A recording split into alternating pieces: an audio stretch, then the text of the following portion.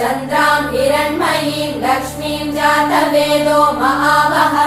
तां महावः जातवेदो लक्ष्मीमनपगामिनीम् यस्यां हिरण्यं विन्देयं गामश्वं पुरुषानहम्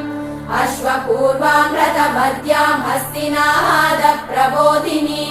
श्रियं देवीमुपह्वये श्रीर्महादेवीर्जुषताम् तां सोऽस्मितां हिरण्यप्राकारां मात्रां ज्वलन्तीं तृप्तां तर्पयन्तीं